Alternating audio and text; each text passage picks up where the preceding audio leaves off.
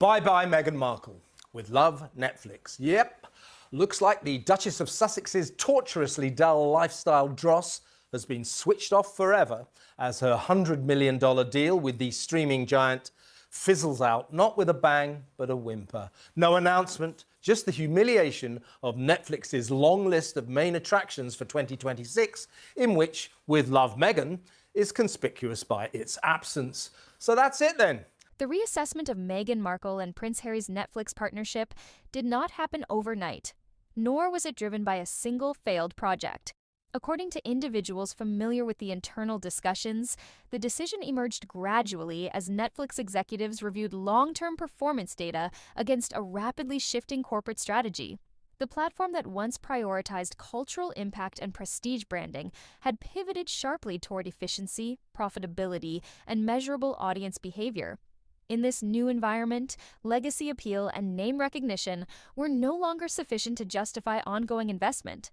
As Netflix tightened budgets and canceled underperforming shows across genres, Archewell Productions was no longer insulated by royal novelty.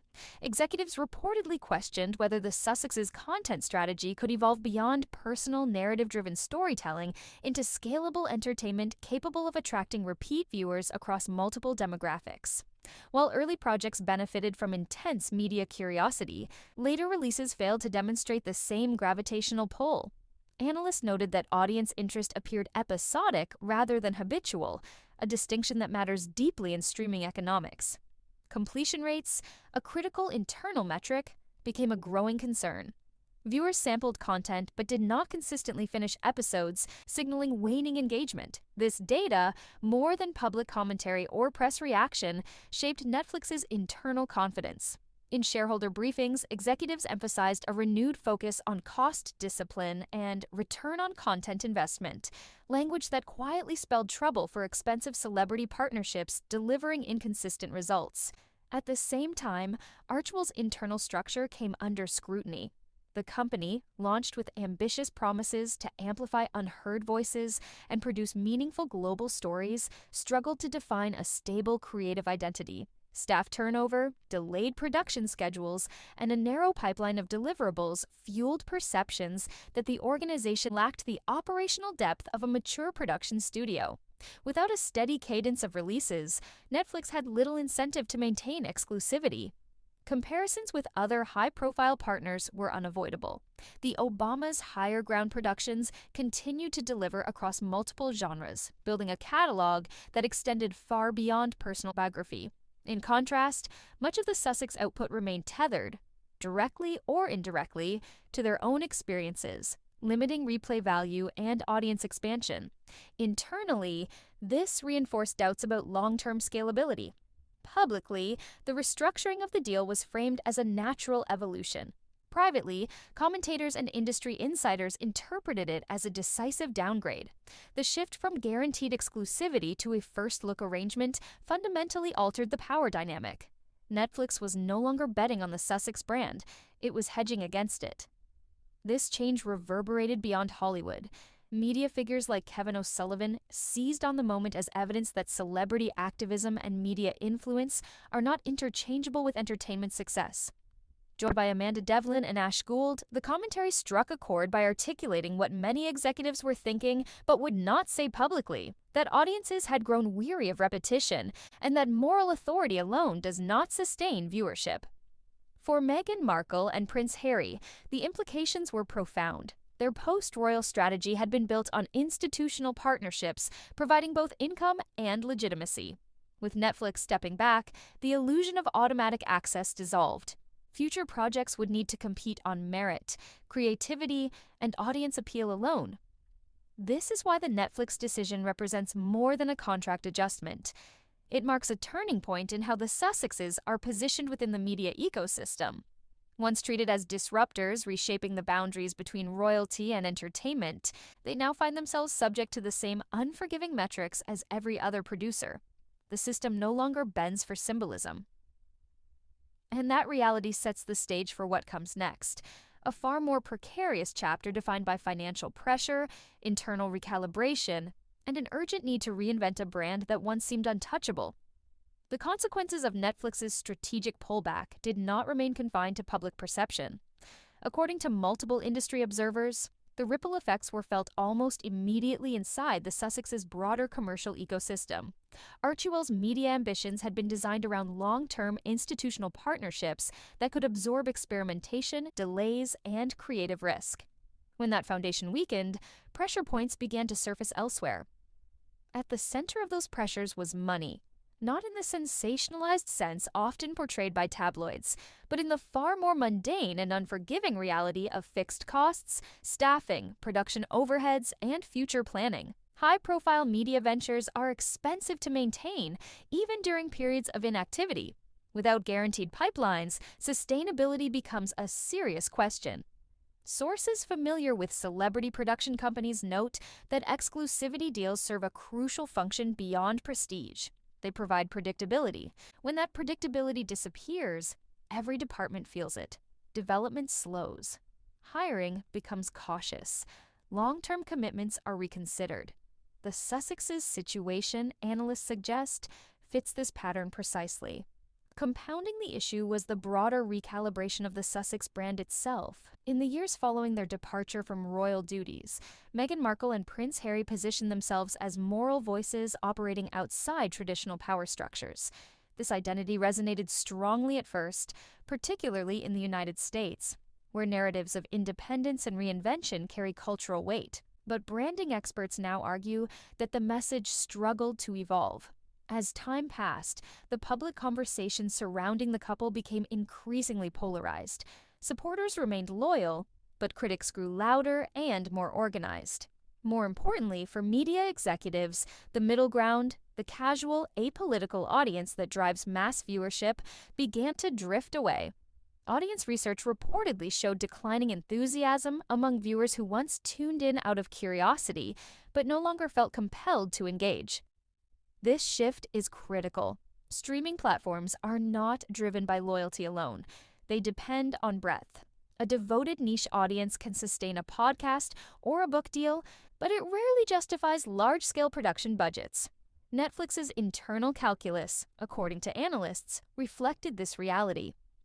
Financial analysts also point to a strategic misalignment. While the Sussexes emphasized purpose-driven storytelling, Netflix's corporate priorities moved toward escapism, serialized drama, and repeatable formats that encourage binge behavior. This divergence made collaboration increasingly awkward. Even well-intentioned projects struggled to find a natural home within the platform's evolving content strategy. The situation was further complicated by external scrutiny.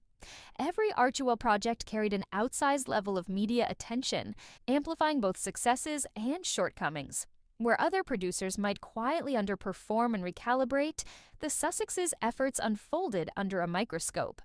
This environment left little room for trial and error. It is within this context that commentators like Kevin O'Sullivan framed the Netflix shift as a referendum on relevance. His critique, echoed by Amanda Devlin and Ash Gould, was less about personal animus and more about cultural timing. They argued that Meghan and Harry had entered Hollywood during a brief window when celebrity confessionals dominated public discourse, and that window had since closed. Whether one agrees with that assessment or not, it aligns closely with broader industry trends. Audiences have grown more selective. Authenticity alone no longer guarantees engagement. Viewers demand novelty, narrative tension, and entertainment value that transcends real-world controversies. Internally, this reality forced difficult conversations. Insiders suggest that Archewell faced growing pressure to redefine its mission, broaden its creative scope, and distance future projects from the couple's personal narrative. Yet doing so risks diluting the very identity that initially attracted partners and audiences. This tension between reinvention and recognition now defines the Sussexes' post-Netflix chapter. They must prove that their appeal extends beyond their story, beyond their grievances, and beyond their symbolism. Hollywood, once eager to embrace the experiment, is waiting to see whether the experiment can evolve. Meanwhile, public discourse continues to harden. Each new development is interpreted as confirmation by critics or misrepresentation by supporters. The space for nuance has narrowed. In such an environment, Even neutral business decisions are recast as moral judgments or personal failures. What remains undeniable is that the margin for error has vanished. Without guaranteed backing, every pitch carries higher stakes. Every release must justify itself not only creatively, but commercially. The Sussexes are no longer insulated by novelty or royal intrigue. They are operating in a marketplace that rewards performance and punishes stagnation. This is the true weight of the Netflix moment. It is not about rejection, nor humiliation, nor even loss. It is about transition, from protected prominence to competitive exposure. And that transition, more than any headline, explains why observers describe this period as a crisis. Because crises are not defined by collapse alone. They are defined by uncertainty. And uncertainty is where Meghan Markle and Prince Harry now find themselves, navigating an industry that no longer treats them as exceptions. That uncertainty sets the stage for the final chapter, where strategic choices, financial realities, and public trust converge, and where the Sussex brand faces its most consequential test yet. The final phase of this unfolding story is not defined by contracts or commentators, but by consequence.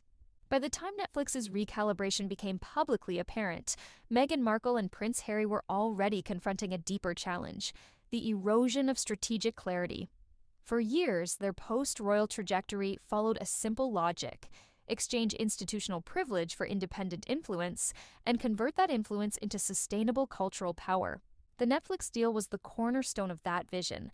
Its weakening exposed how much of the structure depended upon it. As industry observers note, the Sussexes' position now sits at an uncomfortable intersection. They remain globally recognizable, yet their capacity to command unconditional backing has diminished.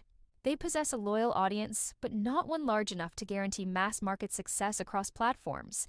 They are still influential figures, yet increasingly constrained by expectations shaped by their own narrative history. In practical terms, this creates a bottleneck. Every future move is weighed not just on its merits, but against what came before. Financially, the implications are complex but unavoidable. High-profile lifestyles, security requirements, staffing, and production infrastructure demand consistent revenue streams. While the Sussexes are far from destitution, the era of open-ended premium media guarantees appears to be closing. Analysts emphasize that this does not signify failure, but it does require recalibration. The model must change, from reliance on singular blockbuster partnerships to diversified performance-based ventures. This reality has prompted speculation about possible pivots. Some industry figures suggest a move towards smaller, lower-risk projects that can rebuild credibility through consistency rather than spectacle. Others point to potential collaborations outside traditional streaming giants, educational platforms, international broadcasters, or independent production models that prioritize control over scale. Each option carries trade-offs, particularly for a brand built on visibility and impact. Public trust also plays a decisive role. The Sussexes' relationship with audiences has always been unusually intimate, shaped by confessionals, interviews, and personal disclosures. That intimacy generated empathy, but it also created fatigue. Viewers who once felt invested now express a desire for distance, novelty, or simply different stories. Re-engaging that audience requires restraint as much as reinvention, a difficult balance for figures accustomed to defining their own narrative terms. Commentators such as Kevin O'Sullivan argue that this moment represents a cultural correction, not a vendetta. In his view, the media ecosystem is reasserting its rules. Relevance must be earned repeatedly, not inherited or assumed. Amanda Devlin and Ash Gould echo this sentiment, framing the Sussexes' predicament as emblematic of a broader shift away from celebrity-centric storytelling toward content-first evaluation. Whether fair or not, this framing has gained traction precisely because it mirrors industry behavior. Internally, the pressure to adapt is likely intense. Production strategies must align with audience demand. Messaging must evolve without alienating core supporters. Silence, once a tool of mystique, risks being interpreted as retreat, while overexposure risks further fatigue. There are no easy answers, only calculated risks. What distinguishes this phase from earlier controversies is the absence of a clear antagonist. There is no palace to blame, no tabloid conspiracy to dismantle, no singular event to contest. The forces at play are structural and impersonal.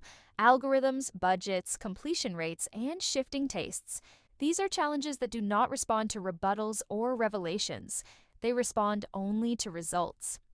In that sense, the Netflix moment functions as a mirror.